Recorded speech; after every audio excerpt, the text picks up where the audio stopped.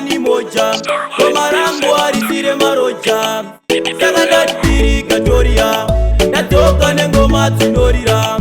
Producer Julo, Funny Entertainment, AKG. Saka ngandiri roba, ndaila ndiri mama titi nichi kwafa kwafa. Saka ngazaka oma, ndaisa siva kutisha tenziva chani simuta. Ndiri roba, ndaila ndiri mama titi nichi kwafa kwafa. Saka ngazaka oma, ndaisa siva kutisha tenziva chani simuta. Upenyu wangu waire mase mutoro, Mwari vakandiisa pale fore kumusoro. Ndaitambura zvamaiziva, namose uriri ichindivava.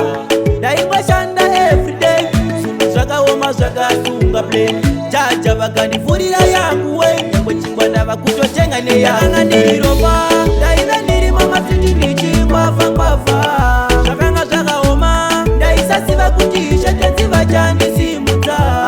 Ndiri ropa, ndaiva ndiri mamatiti nichingwafa ngwafa. Zvakanga zvakaoma, ndaisasiva kuti ishe tenziva chandisimudza. Upenyu hwandairarama wainzwisa tsitsi, kupfeka zvekudya nepekugara zvichisiririsa.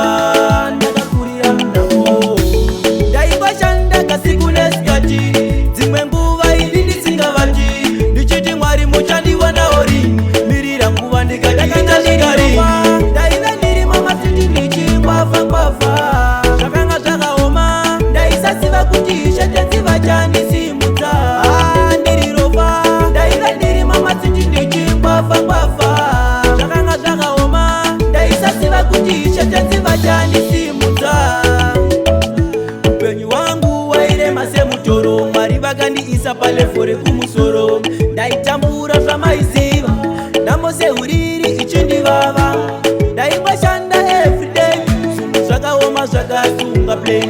Jaja vakandivhurira yangu we, nyangwe chingwa ndava kutotenga neyanga ndiropa. Ndaiva ndiri mamatiti nichingwafa ngwafa. Zvakanga zvakaoma, ndaisasiva kuti ishe tenziva chani